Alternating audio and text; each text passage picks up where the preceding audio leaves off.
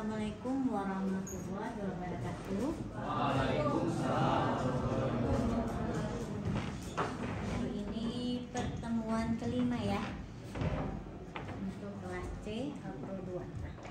Hari ini kita akan membahas materi yang baru tentang algoritma pencarian. Ya, ini adalah pencarian ya, untuk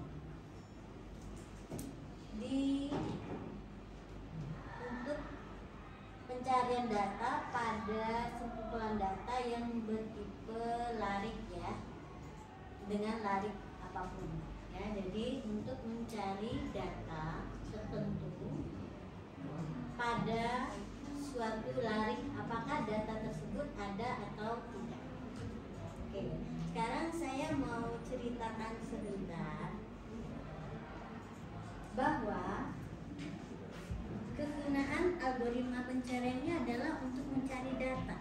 Nah, biasanya data yang kita simpan itu ya, data yang tersimpan itu bukan untuk disimpan saja terus nggak dilihat-lihat lagi, enggak. Justru kebutuhannya paling banyak adalah untuk diakses kembali. Benar?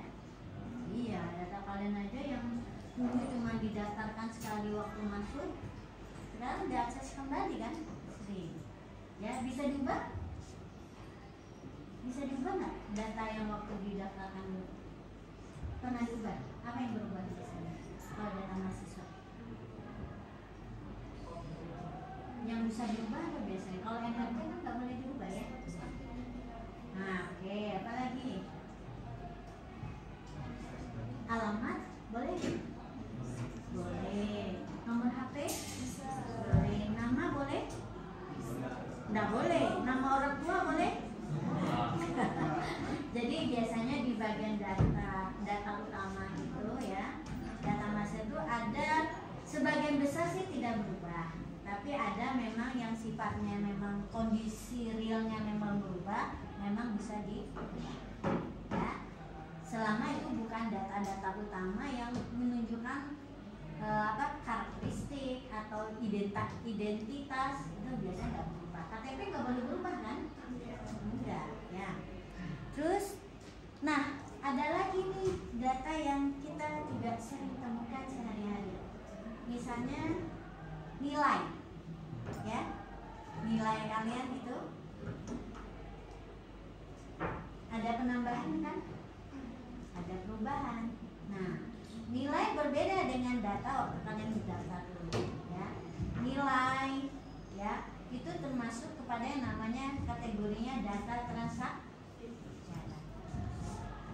Begitu juga ketika kalian daftar sebagai nasabah di bank, data diri kita itu adalah data nasabahnya kita, sedikit berubah.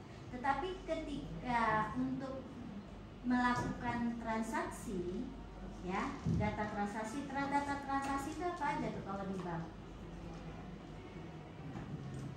Kalau untuk terhadap tabungan berarti menyetor itu transaksi, mengambil transaksi, transfer transaksi, ya. Kalau data transaksi boleh diubah? Enggak ya, udah disetor, kita nyetor di ATM 200.000, tiba-tiba jadi 500.000, ada yang ubah boleh? Enggak, ya. Nah, untuk kalian bisa bertransaksi, apa yang diperlukan? Boleh nggak orang yang tidak terdaftar sebagai nasabah melakukan transaksi? Enggak ya. Jadi pasti akan dicari dulu apakah yang akan melakukan transaksi ini dia tercatat sebagai nasabah, ya kan? Berarti ada pencarian pada data masternya, ya. Kemudian apa yang berubah? Biasanya saldo. Oke, ini ilustrasi saja ya, bahwa algoritma pencarian ini adalah salah satu algoritma yang penting ketika kita mengolah sekumpulan data, apalagi datanya, ya. Nah, untuk sementara kita baru belajar bahwa datanya tersimpan pada array, ya. Oke. Nah, di sini akan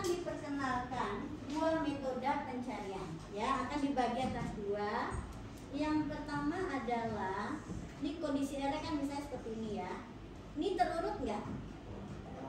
Datanya? Tidak ya, data tidak terurut. Nah, persoalan pertama adalah mencari suatu data tertentu pada data yang tidak terurut. Nah, nanti kita akan belajar dua. Yang pertama adalah algoritma pencarian beruntun. Ya, ini metode pertama, pencarian beruntun. Ini syaratnya tidak ada syarat, boleh diterapkan pada keadaan larik apapun, terurut atau tidak terurut. Gagasannya adalah mencari mulai dari elemen pertama sampai data tersebut ditemukan, atau sampai elemen terakhir kalau datanya tidak ada. Ya, jadi kalau pencarian yang pada array tidak terurut, kita harus mencari dengan algoritma pencarian beruntun ini, sequential search. Ya, oke. Misalnya kalau kita cari 21, berarti kunjungi elemen pertama. Apakah 21 sama dengan 13? Tidak. Kunjungi berikutnya 16. 21 sama dengan 16? Tidak. Kunjungi lagi 14? Tidak. Kunjungi lagi berikutnya 21. 21 sama dengan 21? Nah, ketika sudah ketemu dengan nilai yang sama, apakah kita teruskan? Tidak, berhenti di sini ya. Nah, itu ya, berhenti sampai data ditemukan. Nah, sekarang contoh yang lain. Saya mau cari 70. Mulai lagi kan dari awal, selalu mulai dari awal ya kalau sequential search. Cari 70 sama dengan 13? Tidak. Lanjut 16 sama? Enggak. 14 tidak. 21 tidak sama. Dengan 76 juga tidak sama. 15 juga tidak sama. Apakah masih terus mencari? Berhenti kan? Berhenti sampai di sini. Kenapa nggak lanjutkan, belum ketemu? Nah, di sini apa indikasi kita berhenti? Yaitu jika indeks yang dikunjungi adalah indeks yang kita berhenti ya. Kalau sudah sampai ke indeks yang terakhir, kita nggak bisa terus. Kita tidak bisa mengakses yang indeksnya di luar dari indeks array tersebut. Ya, misalnya indeks array terakhir itu misalnya 6, kita akses ke 7 pasti error, ya. Oke. Nah, jadi kondisi kita berhenti bisa dua hal. Bisa karena sudah ketemu dia, atau sudah sampai elemen terakhir tapi tetap belum ada. Jadi sampai ke elemen terakhir, ya, batasnya itu. Boleh kita bisa berhenti sebelum elemen terakhir, karena apa? Karena data yang dicari ketemu. Batasan maksimalnya adalah sampai elemen terakhir. Mau ketemu mau enggak harus berhenti mengunjungi, ya. Jadi algoritmanya seperti itu. Nah, ada berbagai versi, ya. Coba dilihat di sini. Untuk pencarian sequential search, karena ini adalah prosedur, ya, tapi bukan untuk berorientasi objek, sehingga parameternya kelihatan banyak ya. Tapi kemarin tuh saya sudah ajarkan kalau larik itu sendiri, karena dia adalah objeknya, maka dia tidak perlu jadi parameter, ya, yang untuk ini. Ukuran larik juga tidak perlu, karena dia sudah menjadi properti dari tipe data larik. Nggak perlu juga. Kalau X boleh kita jadikan sebagai parameter. Anggaplah ini adalah data yang dicari, boleh kita dapatkan dari waktu dia sebelum dipanggil, nilainya sudah ada, bisa jadi parameter. Kemudian di Java nggak ada parameter output, jadi ketemu ini kita jadikan sebagai output di dalam prosedur, atau bisa juga kita jadikan return value dari kalau kita bentuk dia sebagai fungsi, ya. Oke. Nah, di sini ada pembagiannya, nanti ada dua ya. Untuk output, bisa outputnya adalah sekedar dia pesan ketemu atau tidak, ya. Bisa juga outputnya adalah indeks di mana dia ditemukan. Jadi nanti yang akan berbeda adalah ekornya ini, ya. Kalau setelah ketemu itu mau diapakan? Apakah cuma dikasih pesan ke layar bahwa dia ketemu atau tidak, atau bisa juga berupa indeks di mana dia ditemukan. Oke. Ini banyak versi ya, tapi saya akan jelaskan. Nah, contohnya yang ini ya. Bisa juga pesannya ada outputnya adalah indeksnya yang disimpan ya. Oke. Ini versinya banyak, tapi saya akan ajarkan versi yang paling simpel saja ya. Sequential search, tapi saya nggak versi yang ini ya. Saya akan ajarkan yang versinya adalah dengan boolean seperti ini ya. Oke. Tapi nanti di bawahnya kita tambahkan kesimpulannya ya. Contohnya yang ini aja ya. Oke. Kita coba, kalian nggak lihat ini dulu ya. Saya cobakan, ini ada versi yang lain ya. Nah, yang ini ya, fungsi pencarian beruntun yang seperti ini ya. Ini juga bisa. Tadi nggak saya ajarkan di kelas sebelumnya, karena ini sebetulnya nggak saya rekomendasikan. Jadi cara kerja yang versi yang ini ya, pencarian beruntun. Oke, saya ambil yang paling sederhana dulu.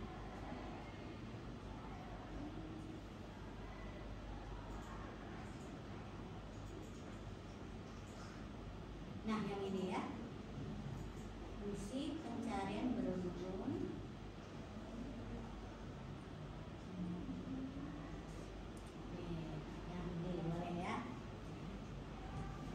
Jadi gagasannya begini.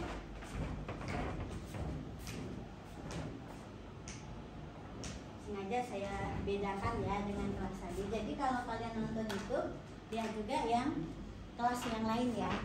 Karena saya suka beda-beda. Misalnya kita elemennya itu ada di sini. Kita mulai dari 0 ya, biasakan begini. Misalkan 50, 60, 70, 72, 15 ya. Misalkan kita mencarinya adalah X sama dengan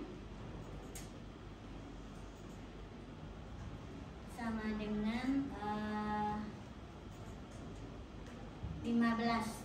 Oke. X sama dengan 15 ya.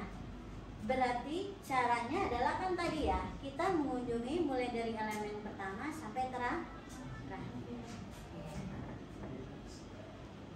Ini kira-kira kita boleh pakai for atau harus pakai while? Kalau pakai for itu syaratnya apa? Jumlah pengulangannya pasti. Sementara kalau kita mencari jumlah pengulangannya tidak pasti kan? Kalau sudah ketemu berhenti. Jadi biasakan saja di sini pakai while, ya. Oke, pakai while. While. Oke, kita buat dulu. Syarat pertamanya apa? I kecil dari n. Ya. I kecil dari n ya. Oke, biasanya kan ini ya, traversal. Kalau mengunjungi elemen pertama sampai dengan terakhir. Nah, terus kondisi yang lain adalah kalau apa?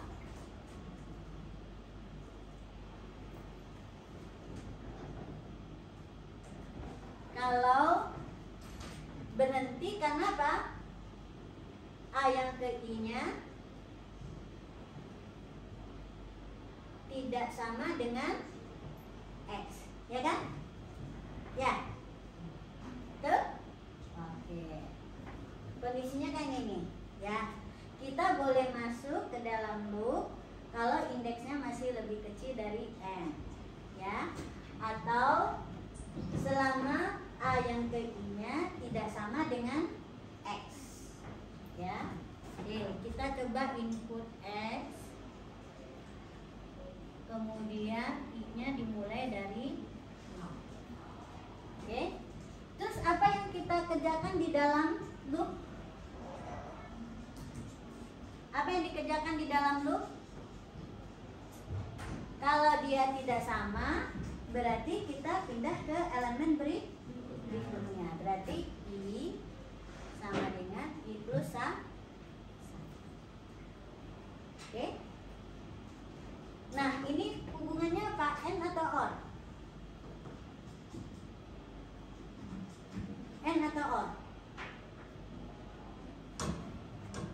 Kalau N itu kedua kondisi harus benar baru boleh masuk. Kalau OR salah satu sudah salah masih boleh masuk. Berarti pakai apa? N atau OR? Kalau OR nanti kalau misalnya ini udah lebih besar dari N, kita masih boleh masuk, nanti apa? Indeksnya kelewat, pasti error. Gitu juga ini. Kalau ini udah sama tapi masih dicari, nanti hasilnya bisa salah. Berarti apa? N.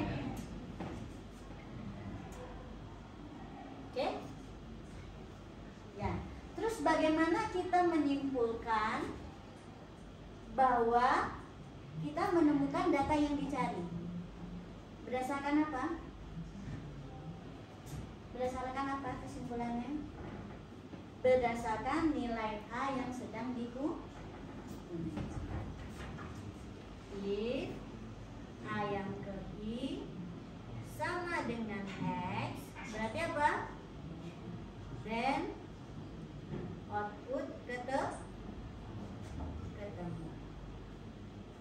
Ya, else output tidak ketemu. End if. Nah, selesai kan? Ya. Coba ini jadikan satu prosedur ya. Kalian buka array yang integer tapi yang udah pakai fungsi dan prosedur ya. Tambahkan prosedur ini. Ya. Bentuk dulu saja dia sebagai sebuah prosedur. Gak usah ada parameter, ya. Kenapa? Ini di-outputkan, S-nya di-input, jadi tanpa parameter ini, ya. Versi yang paling sederhana tapi kurang bagus sebetulnya. Kita cobakan aja ya. Nanti secara bertahap kita koreksi sampai kita dapat suatu algoritma pencarian yang paling oke dan bentuk fungsi atau prosedurnya bagus.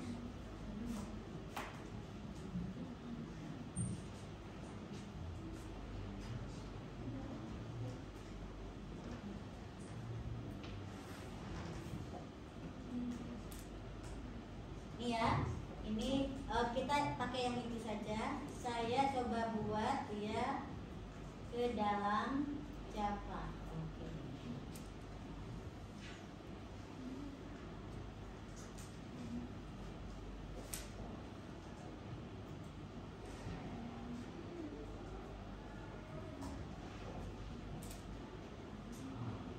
Nah, ada versi yang kedua. Nah, versi yang kedua adalah selain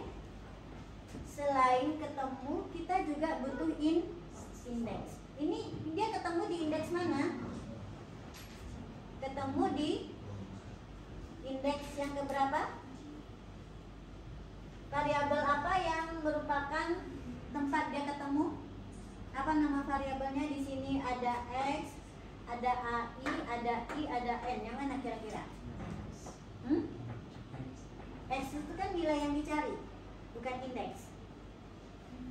Ini X adalah nilai yang dicari. Berarti apa yang menunjukkan bahwa itu adalah indeks? Kalau A itu nama array.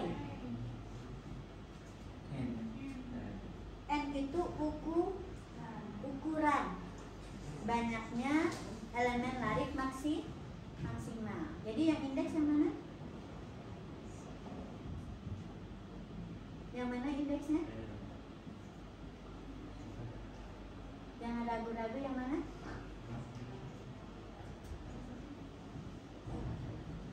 Coba, yang mana di sini? Yang indeks. Yang indeks yang mana? Indeks itu dalam apa dia?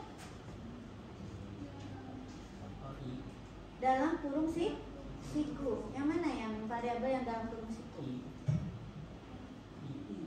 Ya. Oke. Ini gaya algoritma loh ya, saya. Kita ubah dia ke dalam gaya Java.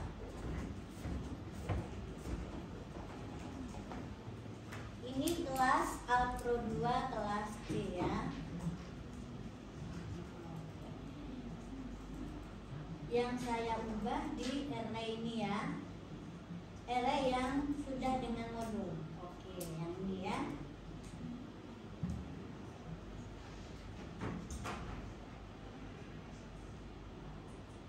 Array M-nya ini apa nih? Integer ya. Oke.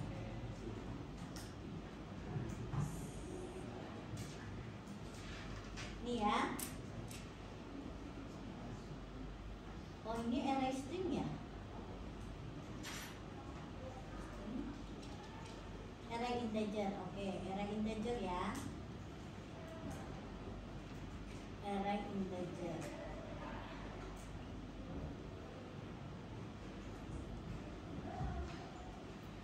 Kita tutup saja. Oke. Di sini kita baca array dulu. Oke, ya. Kita mulai dari sini inputnya. Nah, ini ya, kita mau bikin sebuah prosedur ya, berupa prosedur dulu boleh ya. Void sequential search ya, sequential search. Oke. Yang tanpa parameter dulu. Oke. Nah, tadi kita bikin versi sequential search yang paling sederhana. Integer I sama dengan 0. Kita mulai dari 0, lalu while I kecil dari N, kemudian N A yang ke I sama dengan X. Nah, X-nya nanti kita incang ya. X-nya kita baca ya. Sekarang kita baca nilai X.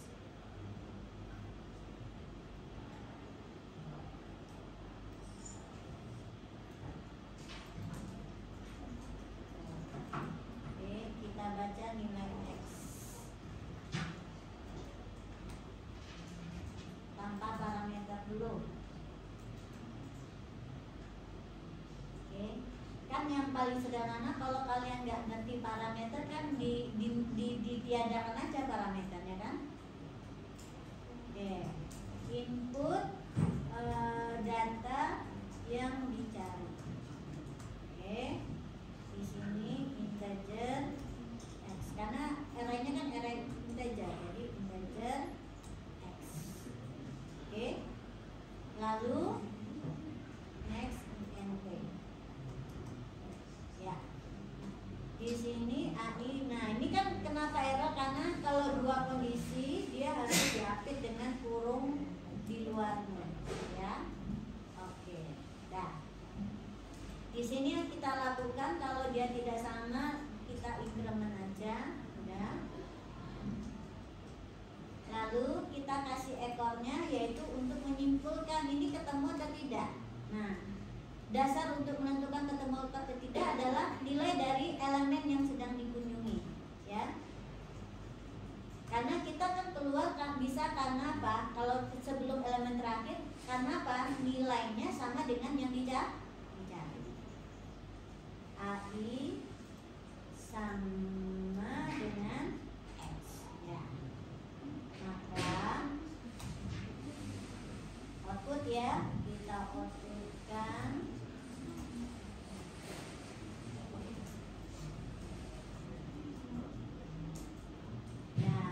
ketemu ya, ketemu di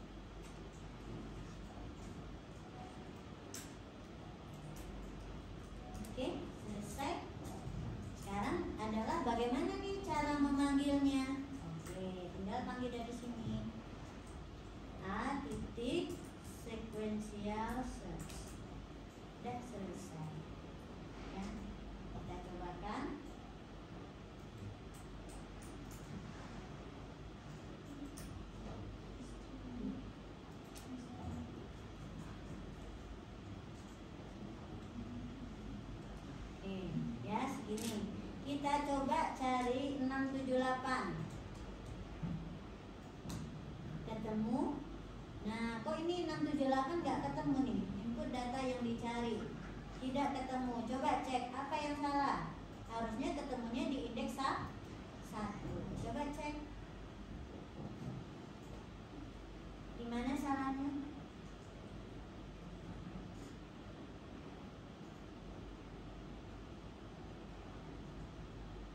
Kenapa dia jadi tidak ketemu?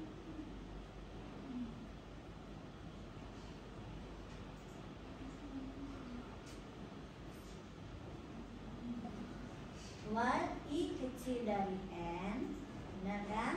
N, A, I. Oh, ini tadi harusnya apa? Sama dengan atau tidak sama dengan? Tidak sama. Algoritmanya tidak sama makanya ya, tidak sama Oke, kita run lagi ya. Ini kesalahan kecil kan cuma 1 karakter aja jadi salah, ya kan?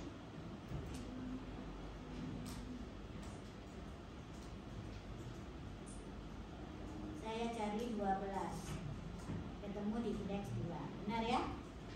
Oke, sekarang saya cari yang tidak ada.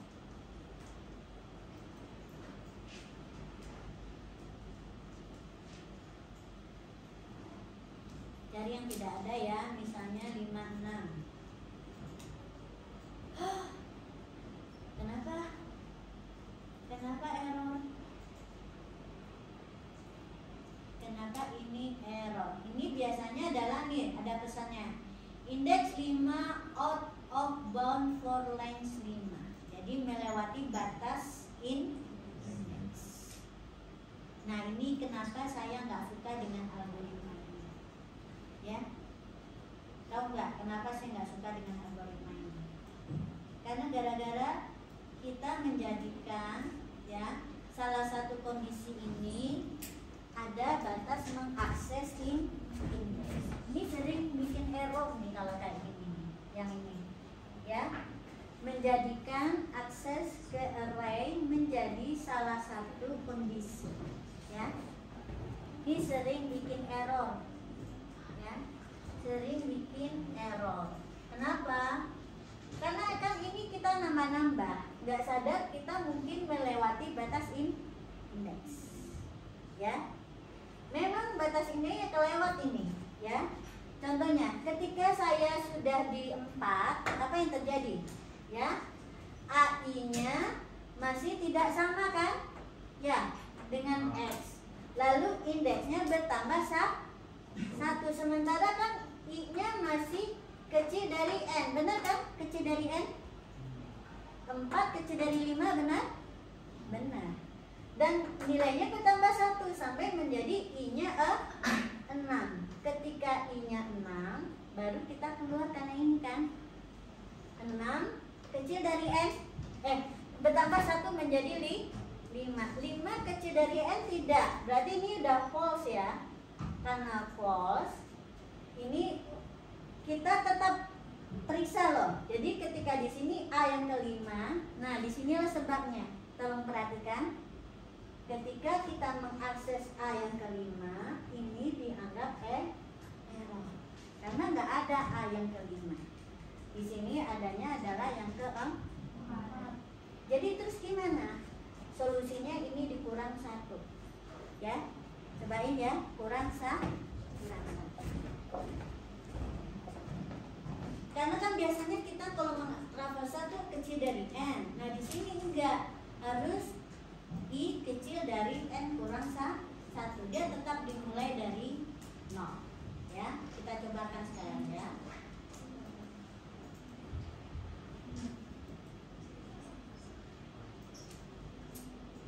12, 45, 67, 89, 23. Saya coba cari yang nggak ada, yaitu 60. Nah, tidak error ya, tapi tetap bisa tidak ketemu. Bu, tapi gimana kalau ketemu di elemen yang terakhir? Tetap bisa ya, tetap bisa. Ini 34, 6, 7, 8, 8, 9,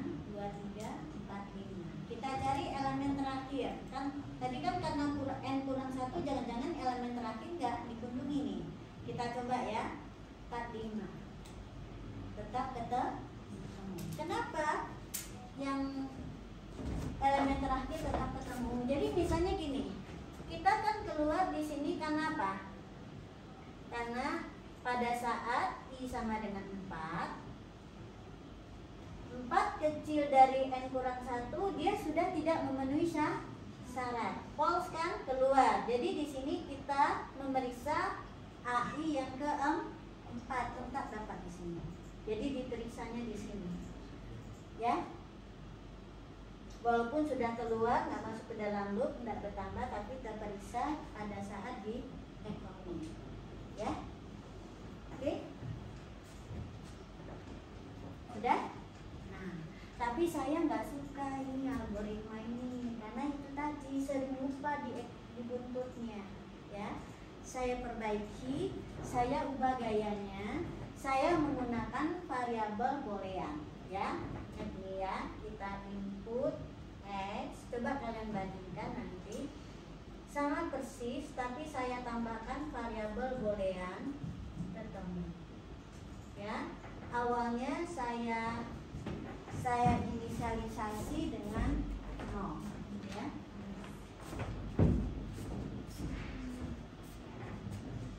Saya inisialisasi dengan false. Oke. While nah di sini saya tetap N, ya. Oke. Dia akan aman seperti ini, tapi di sini ditukar dengan ketemu sama dengan false. Ini aman jadinya apa? Karena kita tidak mengakses A yang ke I sebagai kondisi.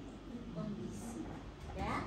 Terus apa yang dikerjakan? Lalu kapan dia diperiksa di dalam sini? Kita pindahkan memeriksanya ke dalam if AI sama dengan X, ya, maka ketemunya kita ubah menjadi, ya. Jika tidak, baru si I-nya kita tambah. Oke? Jadi NY, ya, bawahnya sama, ya, bawahnya sama if. Nah, bawahnya kita nggak usah pakai A yang ke I, patokan kita variabel boolean aja, ya kan? Karena sudah tahu dari sini ketemu atau tidak. If ketemu sama dengan true, berarti then output ketemu di I, ya. Else output tidak ketemu. Oke, ending. Nah, coba kalian buat versi sequential search yang kedua. Ini versi yang kedua, ini versi yang pertama, ya. Oke, saya istirahatkan dulu. Ya. Jadi pada versi yang kedua ini kita copy saja, ya, yang sequential search, di mana kita akan menerapkan ini yang versi algoritma kedua, yaitu pakai variabel boolean. Apa? Karena yang seperti ini suka menyesatkan nih kalau kita terpaksa mengubahnya jadi ukuran 1. Gara-gara apa? Ada pemeriksaan terhadap salah satu elemen larik. Ini nih potensi bahayanya apa? Kalau indeksnya ternyata melewati. Nah, oleh sebab itu yang kita hindari. Ganti ini dengan variabel boolean. Boolean ketemu. Ya, awalnya kita inisialisasi dengan false. Oke. Jadi yang ini kita ubah jadi ketemu sama dengan false. Oke. Terus yang ini juga kita ubah. Ini adalah kalau AI sama dengan X itu kan artinya apa? Ketemu, ya. Ketemu sama dengan, ya. Ya, apakah ketemunya true? Oke, itu aja sih perubahan.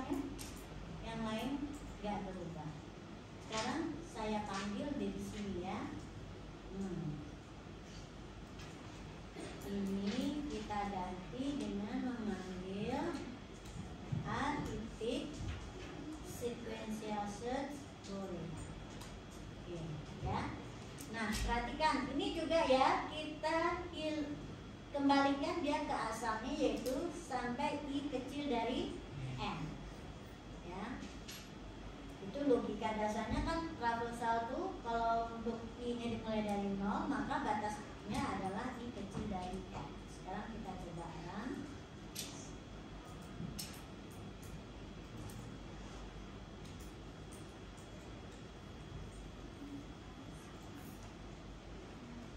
Oke, saya coba cari yang nggak ada, apakah dia error ya. Dicari yang nggak ada, misalnya 56. Oke, nggak error kan ya, karena kita tidak mengakses indeks di dalam kondisi ini ya. Oke, nah seperti itu. Sekarang saya mau setiap pengujian itu saya 3 kali. Nah, biar nggak ulang-ulang, saya pakai seperti ini. For, saya pakai pengulangan ya. I sama dengan 0, I kecil dari 3, I plus. Maksudnya gini ya, saya mau mengulang ya, mengujinya sebanyak 3 kali. Pertama, sebelum indeks terakhir, lalu ketemu di indeks terakhir dan tidak ketemu ya. Saya cobakan ya. Itu udah direkam ya? Ya, oke.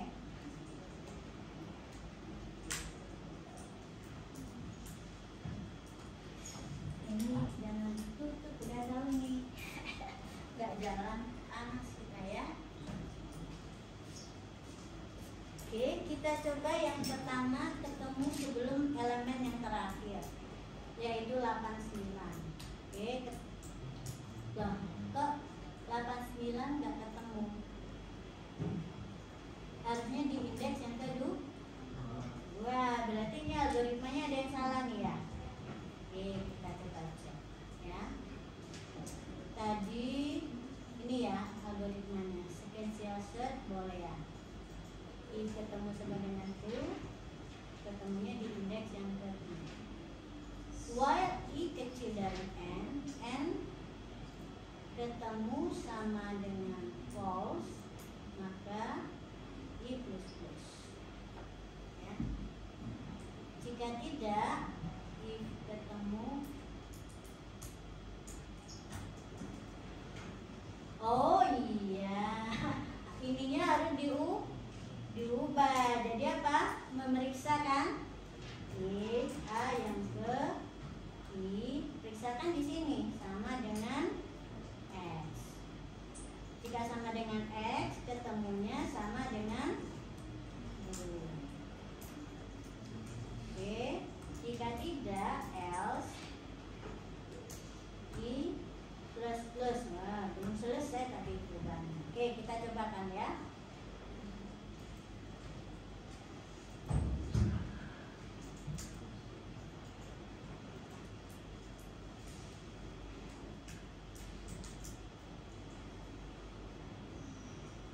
Oke, kita mau cari 78. Ketemu di indeks 1. Karena diberi kesempatan 3 kali, kita masih coba lagi. Cari yang 89 di indeks yang ke-4. Sekarang coba cari yang tidak ada. Misalnya 46. Oke, udah benar ya? Jadi untuk algoritma pencarian minimal uji dengan 3 data yang berbeda ya. Kalau ketemu di indeks sebelum yang terakhir, ketemu indeks terakhir dan tidak ketemu. Kalau semua pengujian menghasilkan nilai yang benar, berarti algoritmanya sudah benar. Oke, terus satu lagi saya ingatkan ya. Ini ada yang menulisnya if ketemu saja. Itu boleh ya, karena artinya ketemu sama dengan true. Terus yang di atas ketemu sama dengan false boleh ditukar dengan not ketemu ya. Not ketemu itu kalau di Java jadi seperti ini ya. Boleh ditulis dengan not ketemu ya. Oke, boleh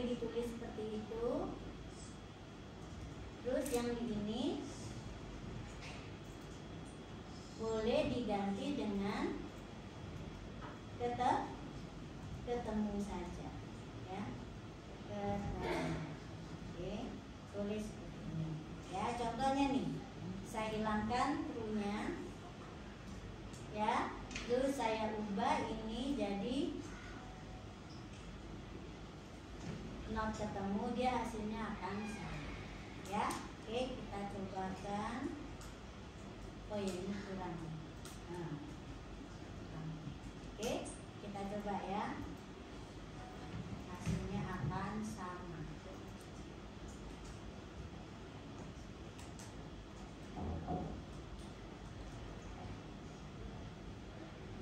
Oke, kita coba cari yang 90. Ya, kita cari yang 34. Oke, kita cari 100. 2 aja, 2. Oke, benar ya, sama ya. Jadi itu cara penulisan aja. Boleh dibandingkan dengan nilainya, ketemu sama dengan false atau not ketemu. Boleh ketemu sama dengan true atau tulis ketemu saja.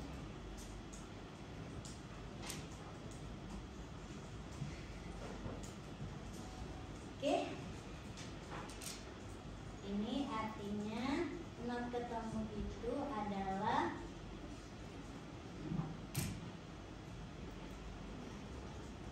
apa? Ketemu sama dengan false, ya. Kalau ketemu saja artinya ketemu sama dengan ya sintaknya. Oke. Nah, sekarang kita mau memahirkan prosedur dan fungsi, ya.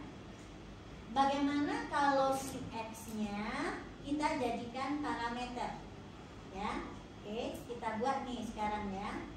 Dengan X-nya kita jadikan parameter.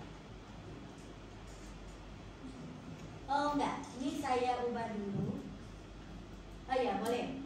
X-nya kita jadikan parameter dulu ya. Ini saya ambil yang ini. Saya nggak mau lagi pakai yang ini ya, karena menurut saya nih algoritma kalau menjadikan si A ini jadi kondisi itu sering error gitu ya, karena kita luput membuat batasannya yang benar. Nah, saya pakai yang versi kedua. Ini yang saya copy untuk membuat si X-nya dijadikan parameter. Oke, berarti si X pindah ke sini ya, X. Oke, berarti apa yang nggak perlu? Input si X-nya nggak perlu di sini, ya. Nah, ini hilang, jadi udah. Terus apa? Waktu dia dipanggil, oke, waktu dia dipanggil jadinya gimana? Nah, ini saya tutup ya, saya tutup. Kita ganti dengan A titik sequential search, ya, yang ini, ya, yang pakai parameter.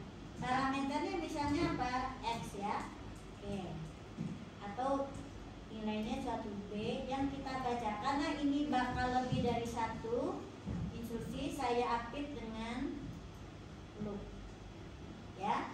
Oke, di sini kita baca nilai si B-nya. Oke. Ambil aja di sini. Ya. Nih, dari sini kita copy. Jadi pembacaannya pindah ke prosedur yang memanggil. Kita pindahkan ke sini. Oke, scannernya pindah ke atas. Pindah ke sini. Oke, scannernya pindah sini. Ya. Terus apalagi yang berubah ini ya. Di sini si X-nya kita ganti dengan B. Boleh ya? Mau jadi X-nya juga boleh, tapi kita jadikan dengan B. Terus Apa salah? Oh ini bu, ya A ya. Ini generaliskan variabel B.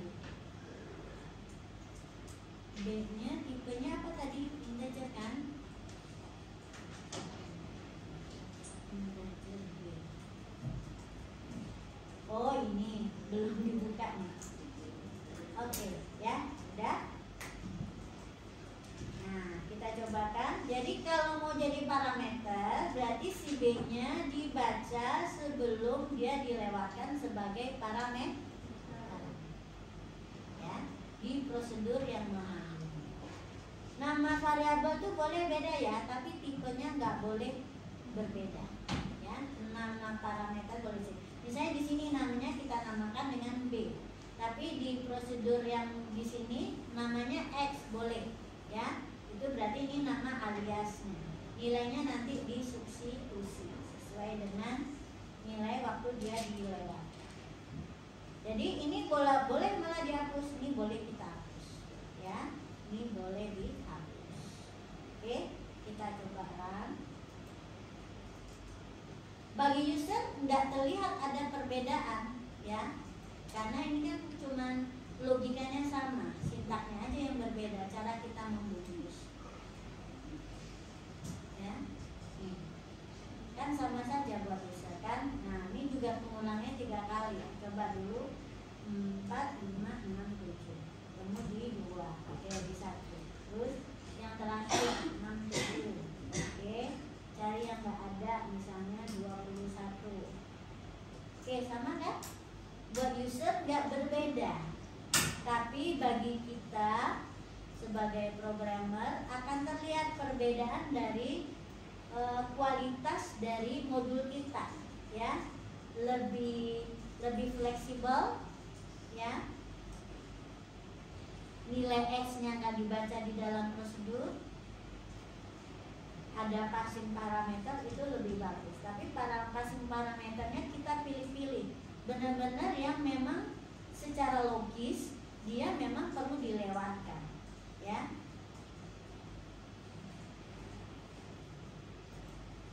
Oke. Nah, versi berikutnya adalah coba kalian ubah ini menjadi fungsi, ya.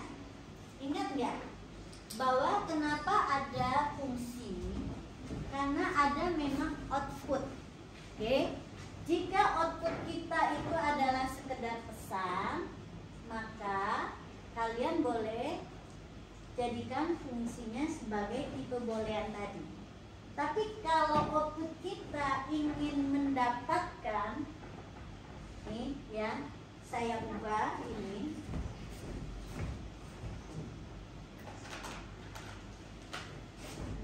Versi yang ini, ya. Waduh.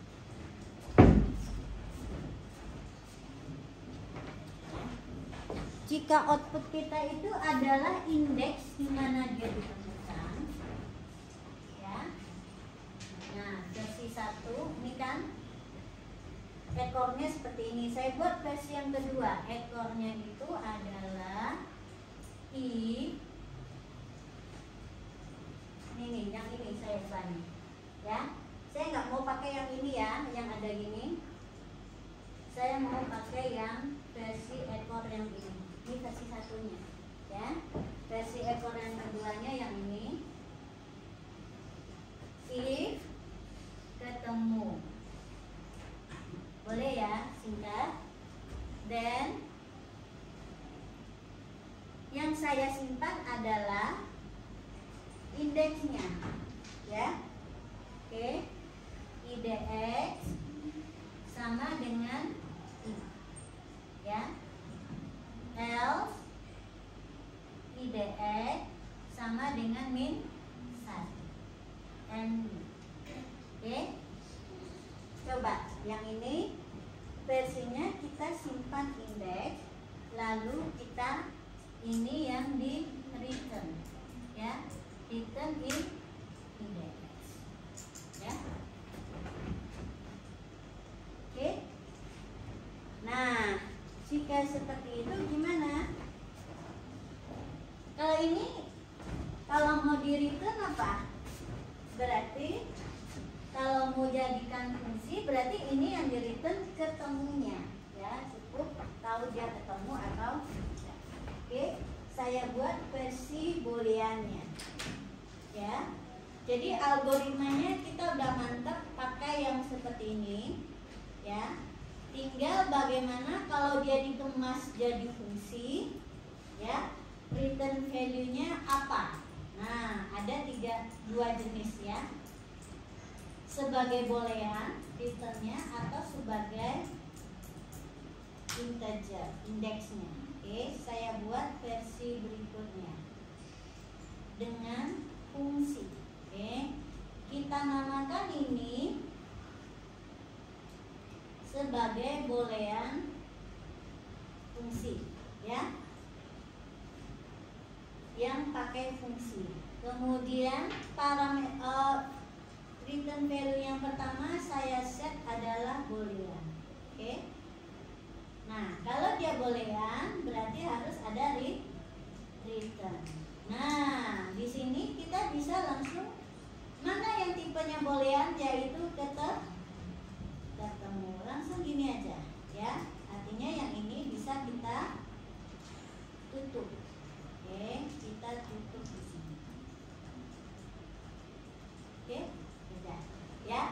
Ini adalah versi fungsinya, di mana fungsinya mengembalikan boolean.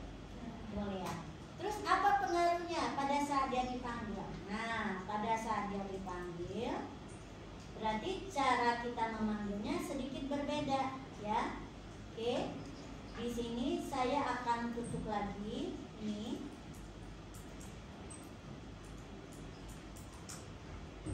Kita ganti dengan memanggil apa tadi?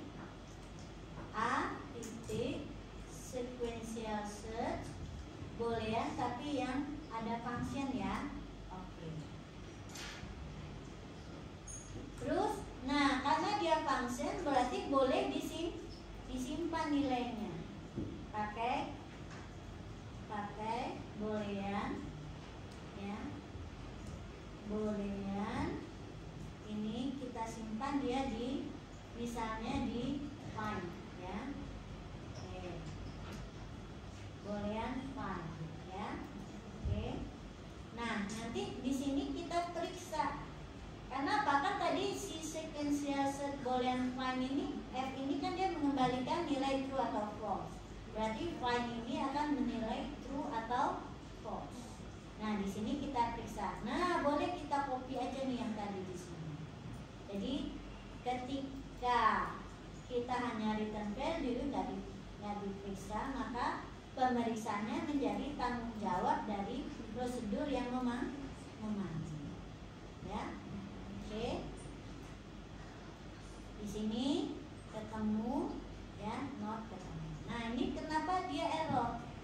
Kenapa? Karena di sini nama ketemu kita ubah menjadi find, ya. Jadi di sini jadi find. Boleh nggak, Bu? Namanya tetap ketemu? Boleh. Nah, kalau mau mengubahnya di satu titik, tetap aja di sini namanya ketemu. Ya, boleh. Jadi boleh namanya berubah, boleh tetap sama. Terus, oh ya, ini salahnya titik koma. Oke, udah bisa kan? Nah, tapi dari si ini nih salah nih, ya. Ini bukan indeksnya nih. Kenapa? Karena ini adalah pengulangan. Jadi ini bukan indeks yang tempat dia ketemu. Oke, ini saya hapus. Kenapa? Karena indeksnya nggak kita kembalikan, otomatis kita nggak tahu di mana dia ditemukan. Ya, oke, kita coba.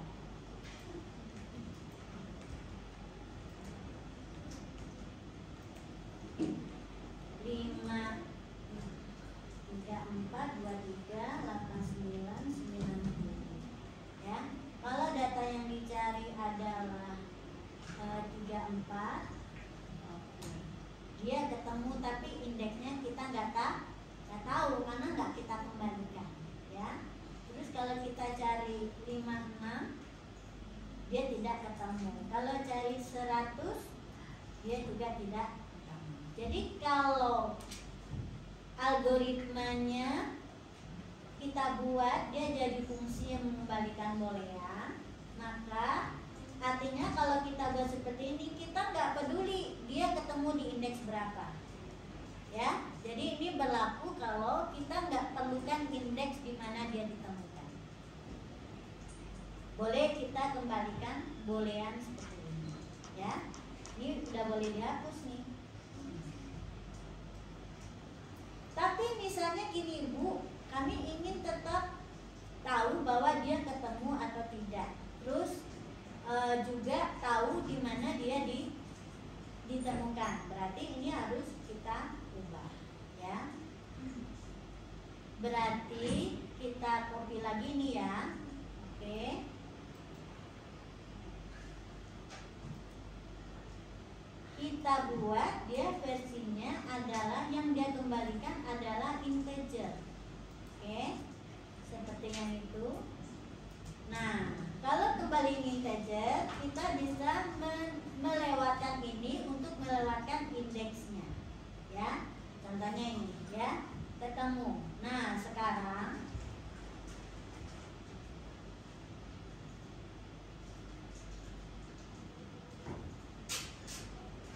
salah ya. Yang saya ubah harusnya bukan ini ya. Bentar, boolean. Ini tadi boolean. Oke. Nah, yang kita ubah yang ini ya, scanner boolean. Karena dua kan, oke, kita ubah ini jadi return value-nya integer, yang ini boolean find, ya. Oke, ya.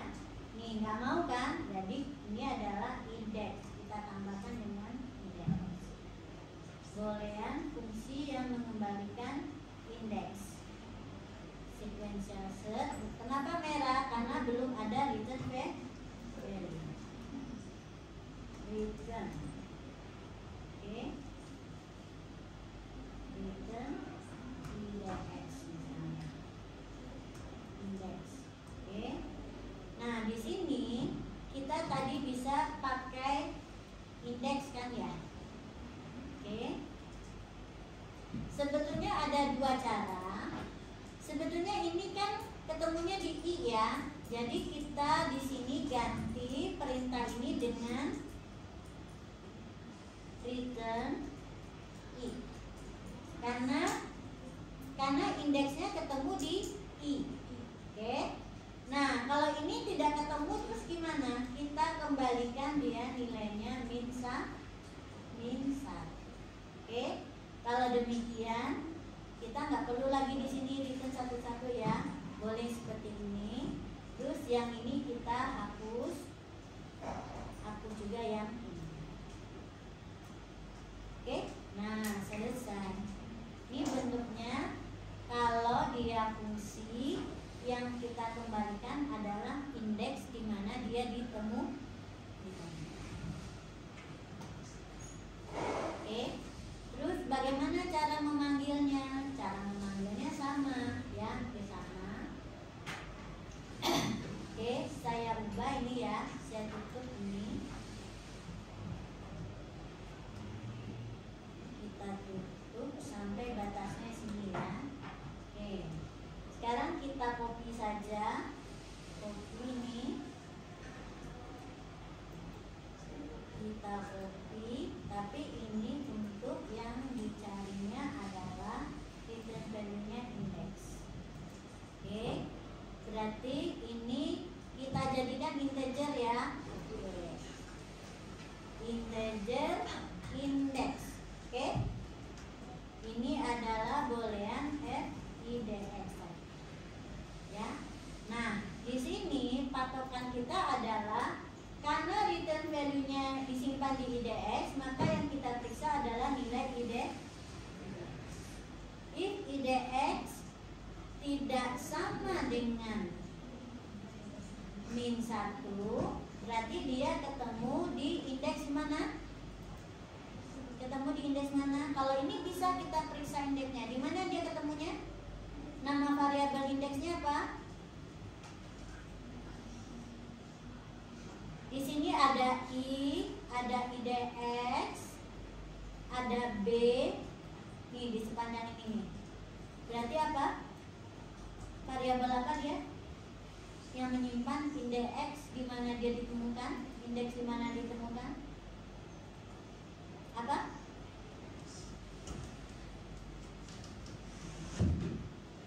Berapa? Nilainya apa? Kan ada variabel di dalam loop ini ya, ada I, ada IDX, ada A besar, ada B. Nah, berarti di sini apa nih yang menyimpan indeks di mana dia ditemukan? Variabel apa?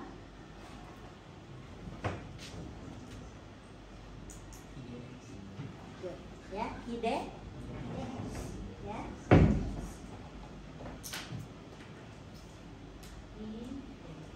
Nah, selesai ya.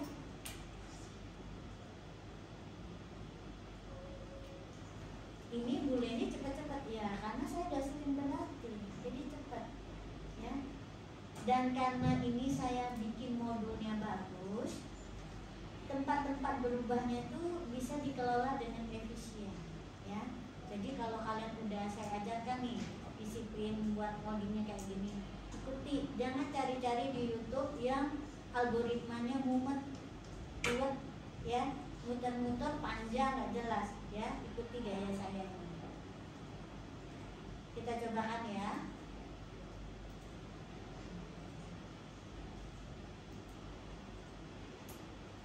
Di bagi user tetap nggak kelihatan bedanya ya. Oke, nih kita cari ya, misalnya adalah dicari 89 ya, ketemu di indeks 3. Cari 34 nggak ada. Cari 23 ketemu di indeks 4 ya. Algoritmanya ya, karena kita memodifikasi dari prosedur yang benar, maka dengan cepat kita bisa memodifikasi, mengubah dengan meninggalkan sedikit potensi yang salah, minimal salahnya, bahkan tidak salah ya, tidak ada salah, karena kita tidak membuat yang benar-benar sesuatu yang baru, tapi yang sudah benar kita copy, kita cuma ubah bagian yang memang perlu diubah ya. Seperti itu kalau kalian mau jago ngodingnya ya, biasakan bekerja dengan template yang sudah benar. Kalau memang perlu diubah, kita udah tahu titik perubahannya di mana. Jangan ngetik dari awal ya.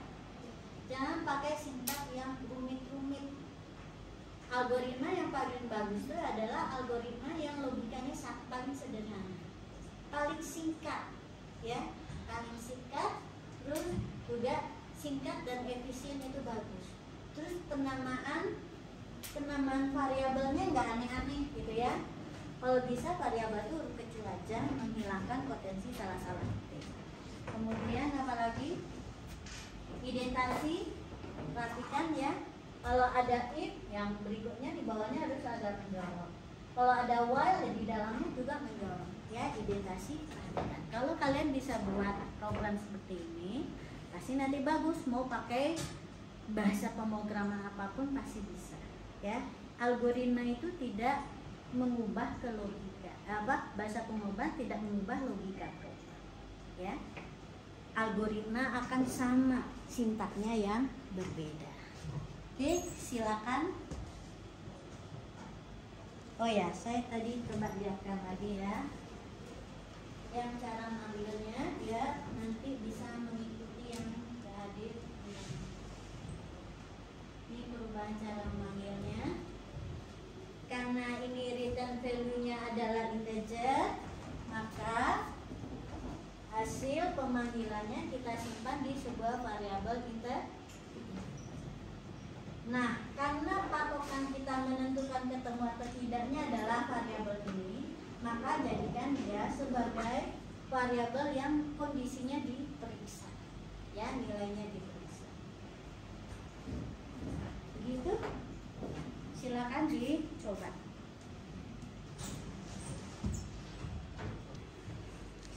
Halo. Kelas C, cantik-cantik, ganteng-ganteng, rajin-rajin ya. Semoga selalu happy kuliah di kelas Alpro 2 ini dan nanti bisa meningkatkan kemampuan dalam algoritma dan pemrogramannya ya. Hasilnya bagus. Nah, sekarang saya mau lihatkan ya bahwa kalau kita udah pernah punya prosedur yang bagus ya, modul yang teruji, misalnya nih modul untuk pencarian ya, sebuah fungsi pencarian. Saya tuh mau pilih terus bentuk fungsi yang paling bagus tuh saya paling suka yang ini ya. Ini paling maksimal, kita bisa mendapatkan indeks ya, di mana data ditemukan, bukan sekedar pesan ketemu atau tidak. Lalu si X-nya jadi parameter. Saya pilih ini ya, dan dia pakai boolean. Nah, sekarang prosedur ini saya menggunakan untuk mencari data, tapi bukan pada array integer, tapi pada array of record. Nah, ini misalnya lari barangnya. Saya tinggal pindahkan aja ke sini. Ya. Ini prosedur ini bisa langsung dipakai, cuman beda sedikit aja. Oke, coba lihat. Errornya kan cuma di satu tempat ya. Apa? Di sini. Kenapa di sini salah? Karena ini adalah array of record. Jadi yang kita harus bandingkan dengan salah satu atribut. Ya. Gak boleh satu record, tapi salah satu atribut. Atribut apa yang mau kalian bandingkan? Kode bar. Ya. Oke, udah selesai nih algoritmanya kita. Tinggal copy paste, itu namanya reuse-nya bagus. Kenapa? Karena kita udah bikin ini prosedur itu bagus banget cara kita menginikan sintaknya ya. Dengan OO itu jadi memang bisa jadi kayak gini ya. AI-nya mau lari apapun, kita sudah namakan badan larinya sebagai AI. Ya kan? Jadi udah tinggal pakai aja ya. Kemudian apa yang dicari juga tinggal disesuaikan. Misalnya kode barang ini string, tinggal mengubah ini menjadi string. Ya, sedikit. Jadi salah satu target kita di Samoding ini adalah kita sangat efektif dalam menuliskan kode programnya. Artinya apa? Kalau terjadi ada kasus baru di mana tipe datanya ada sedikit perubahan, kita bisa tetap menggunakan kode program yang lama dengan meminimalisir perubahan. Contoh nih ya, perubahannya hanya di satu titik. Bahkan kalau atributnya berbeda, tinggal mengubah yang X-nya menjadi tipenya sedikit. Gitu ya. Kita cobakan ke efek pemanggilannya gimana, Bu? Tinggal kita coba copy tadi ya, 3 kali juga ya. Saya copy dari sini tadi mana? Nah, saya copy juga yang ini.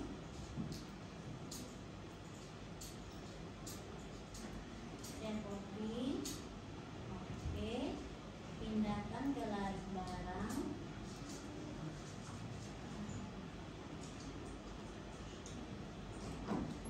Oke, pindahkan ke sini.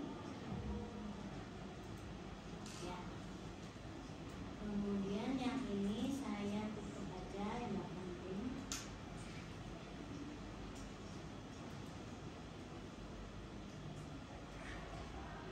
Oke. Oh ya, ini nggak usah. Ini sampai batasnya di sini ya. Oke. Ya, kita fokus ke sini ya. Apakah ini juga langsung sama? Oh enggak, ternyata di sini sedikit berbeda. Kenapa? Nah, di sini namanya kan B ya. B. Oke. Di sini apa yang salah? Oh, belum ada scanner. Tinggal copy scanner aja. Copy scannernya. Ya, copy scannernya di sini.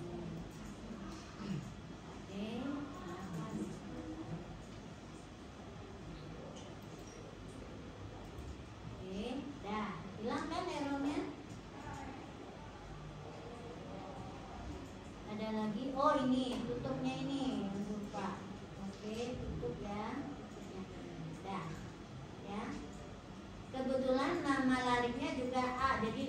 bisa dipakai ya. Oke, udah berubah ya. Kenapa? Karena nama lariknya di sini juga A. Makanya biasakan nama-namanya nggak terlalu dibikin aneh-aneh biar tidak berubah-ubah gitu ya. Oke, kita run. Nah, ini ya. Kebetulan kita pakai inisialisasi nggak membaca. Kita cari misalnya adalah 2. Oke, kode barang 2 ada ketemu di indeks 2. Lalu kita cari 1, ketemu di indeks 1. Kita cari misalnya 4, tidak ketemu. Dan langsung bisa dipakai kan? Oke, misalnya gini. Kita selain menampilkan barang itu, kita juga mau menampilkan datanya secara lengkap. Berarti tinggal kita ubah di sini ya. Oke. Terus tutup kurungnya. Nah, kita di sini bisa panggil apa? Datanya. Ya. A yang ke IDX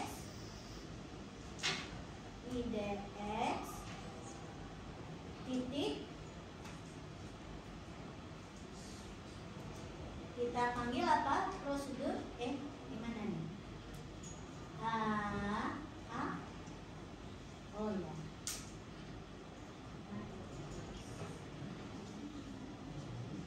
A titik.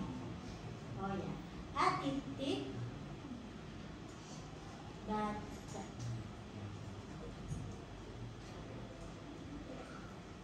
Oh gini, A titik A ya, oke. Lalu yang ke IDX ya, terus titik tulis. Oke. Nah, gini. Jadi kita bisa menampilkan data barang yang kita cari itu kalau dia ketemu. Ya. Ingat, ini sebetulnya jangan coba-coba ditulis ketik ya. Ini aja. Pertama, dia kan ada di larik. Oke. Terus apa? Larik itu ada elemen lariknya yaitu A kecil. Terus kita tahu indeks yang kita cari itu ada di yang dia ketemu itu ada di IDX tulis. Terus tinggal panggil prosedur tulis. Ini menuliskan data barang. Oke, kita cobakan ya. Nah, ini agak berbeda karena kita cari lariknya, elemen lariknya, dia nanti akan tertulis. Dan cari nggak ada, lalu kita cari misalnya 1. Oke, ketemu di indeks 1 data barangnya segini. Itu data yang dicari. Ya, misalkan 5 lagi. Oke, ini kan pakai init ya. Kita coba ubah. Kita nggak mau init, tapi kita panggil yang bacanya ya. Oke, biar datanya berubah-ubah. Oke, kita coba lagi.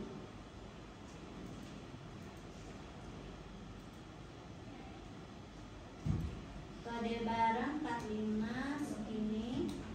Terus kode barangnya 2. Kode barangnya 7. Nah, mau dicari misalnya kode barangnya 7 ya, ketemu di indeks yang kedua dengan data lengkapnya adalah 7, benar ya? Nah, keren kan? Keren.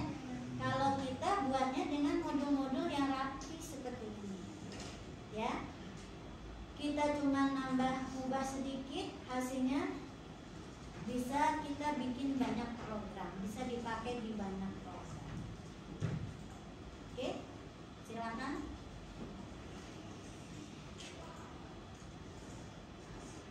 Jadi favorit saya algoritmanya untuk pencarian, saya suka sequential search. Kalau datanya nggak terurut, saya jadikan fungsi dengan parameternya adalah nilai yang dicari.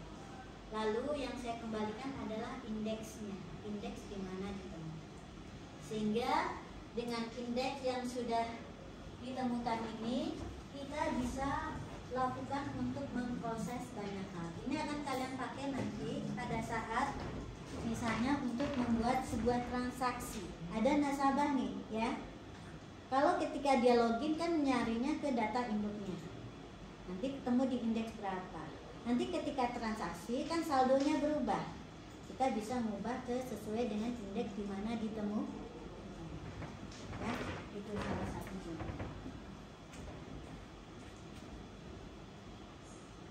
Oke,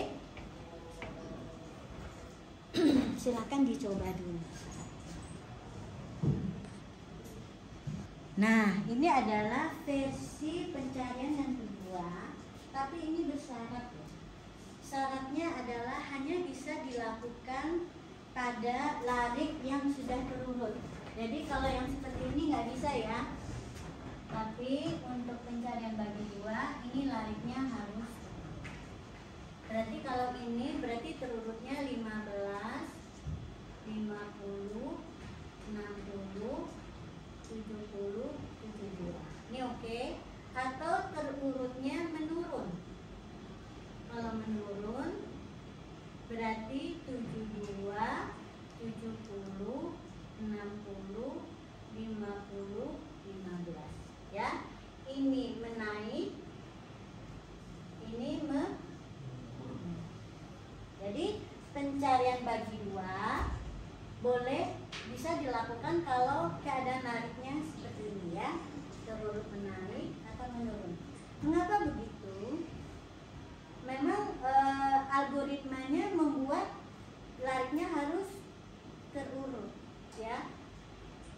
Apa nih contohnya? Yaitu pencarian misalnya pada kamus kan terurut ya. Nah, algoritma seperti ini bisa digunakan untuk mencari sebuah kata tertentu atau data tertentu pada kamus. Nah, gagasan dari pencarian bagi dua itu apa? Gagasan utamanya adalah kita mencari titik tengah, ya.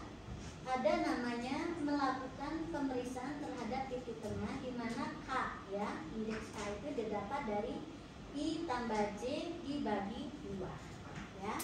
Jadi memang gagasannya adalah dalam setiap kali traversal kita harus menentukan area pencarian. Area pencarian awal itu adalah I sampai dengan J, di mana I-nya dimulai dari 0, J-nya dimulai dari N kurang 1. Ini kalau dimulai dari 0 ya. Kalau di sana kan 1, kalau dimulai dari 1 berarti ini sampai dengan N, ya. Oke. Makanya K-nya nanti didapat dari I tambah J dibagi dengan div 2. Div 2 ini menunjukkan pembagian bilangan bulan. Ya. Kenapa begitu? Titik awal kita mencari adalah K-nya di sini. Ya. Yaitu di tengah dari area pencarian. Nah, area pencarian ditandai oleh I sebagai titik awal dan J sebagai titik akhir. Nah, yang diperiksa adalah yang ditunjuk oleh K. Nah, sekarang misalnya kita mencari X sama dengan 50.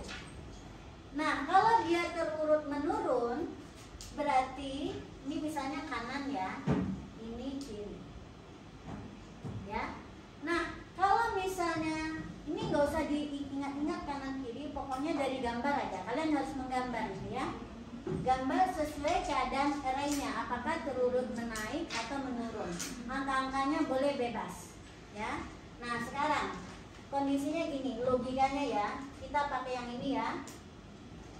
Nah, kita mau mencari 50. K saat itu adalah di 60, di titik ini misalnya 0, ini N kurang 1, berarti ini 1, 0, 1, 2, 3, 4, ya. Berarti K-nya saat itu 2, ya. Oke. J-nya sama dengan N kurang 1, I-nya 0. Kita cari 50, berarti kan A yang ke K ini tidak sama dengan X kan? Ya. Nah, tidak sama dengan X, berarti kita harus mengubah mengubah area pencarian. Kalau kira-kira seperti ini area pencarian kita bergerak ke arah 70 sini atau ke arah 50? Ke arah 50, ke arah yang lebih kecil. Nah, karena dia lebih kecil. Berarti yang berubah siapa di sini? J-nya atau I? I. Karena area pencarian kita mengecil ke arah sini. Ya. Oke? Jadi kalau I-nya yang berubah, maka I yang baru menjadi, kalau kita lihat itu K ditambah tambah 1. Ya. Kalau ubah yang titik awal. Ya. Kalau yang kita ubah titik akhir, misalnya kita mencarinya 72, berarti kita bergerak ke arah 70. Siapa yang kita ubah? J. Ya. J-nya apa? Sama dengan K kurang 1. Ini ya, pahami aja. Terus kembali, nanti kita kembali ke sini. Hitung lagi nilai K-nya. Ya. Oke, kita cobakan membuat algoritmanya. Berarti algoritmanya saya ubah dari sini ya. X, lalu selain 0 kita butuh J sama dengan N kurang 1. Lalu boolean ini ada. Nah, di sini kita sisihkan mencari nilai K, yaitu apa?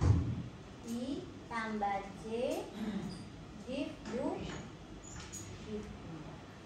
Terus AI ubah menjadi A yang ke K. Oke, selesai. Terus ini, nah ini agak panjang jadinya, nggak bisa satu kali, tapi harus diperiksa lagi. If A yang ke K kecil dari X, maka oke, coba dicek ya. Nah, ini misalnya ini data terurut menurun ya, menurun. Kalau misalnya data terurut menurun, jika AK-nya ya lebih kecil dari X, jadi kita mencarinya apa? Ke arah kiri. Ya, berarti yang kita ubah apa? Si J ya. Berarti J sama dengan K kurang 1. Else berarti dia ke kanan, yaitu I sama dengan K tambah 1. ND. Udah, itu aja. Ya, mudah ya. Jadi bergejala dengan pola-pola yang sudah ada lalu ubah. Ini ya. Coba kita cobakan buat algoritma namanya binary search. Oke. Nah, di sini bukan I tapi jadi apa? Jadi K. Ya kan? Karena adanya pertemunya di K. Ya. Ini berubah, ya, tadi ini berubah. Kemudian ini juga berubah. Terus nambah di sini. Dan itu titik perubahannya. Terus satu lagi. Ini bukan kecil dari N, tapi kecil sama dengan J. Jadi kita nggak explore semua, tapi selama nilai I-nya lebih kecil atau sama. Ya. Oke, kita coba lanjutkan. Jadi saya mengcopy dari yang terakhir ya. Saya lanjutkan, saya copy dari sini di larik barang. Oke. Pakai larik barang. Ini ya, saya copy. berubah jadi binary search. Pas. Ini apa namanya, bukan sekuensial tapi binary. Binary. Oke. Nah, tadi kan berubahnya tadi apa? Nambahin J sama dengan N kurang 1, ya kan? Integer J sama dengan N kurang 1. Lalu ini menjadi I kecil sama dengan J, ya. Terus kita tambahkan K, ya. Integer K sama dengan I plus J I bagi 2. Oke. Terus AI-nya jadi A yang ke 4. Nah, ini nggak bisa sederhana seperti ini, ya. Kita blok, dia agak panjang kan, kita blok dulu. Oke. Ini dihapus increment ini karena dia harus dilakukan pemeriksaan. Di A yang ke K titik kode barang, ya, kecil dari X, ya, maka J-nya yang berubah kan, J sama dengan K kurang 1. Else yaitu I sama dengan K tambah 1. Tapi ini berlaku untuk apa? Yang menurun. Kita cobakan, ya. Kita cobakan. Yang lain nggak berubah loh, ya. Sama di algoritma saya juga cuma mengubah sedikit bagian. Di program juga sama, karena cuma mengubah singkat, ya. Coba kita run.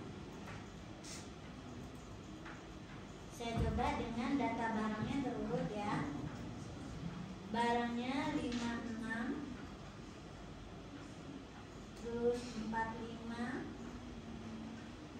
terus 34, terus, nah, ya, kita coba cari barangnya adalah 56. Oke. Ketemu di indeks 0. Ketemu, ya? Benar, ya? Terus saya coba cari lagi. Sekarang saya carinya adalah 34. Ketemu di indeks yang kedua. Sekarang saya cari lagi adalah 50. Tidak ketemu. Udah benar, ya? Algoritmanya. Sip. Enak nggak belajar algoritma? Kalau kalian latihan sering-sering, makin cepat itu, ya. Refleks berpikirnya makin bagus. Tidak hanya refleks kalian dalam modulnya bagus, tapi refleks untuk problem solvingnya juga. Cukup untuk hari ini. Terima kasih. Assalamualaikum warahmatullahi wabarakatuh. Jangan lupa, ya, dasarnya itu adalah algoritma, bukan kemampuan, ya. Algoritmanya benar.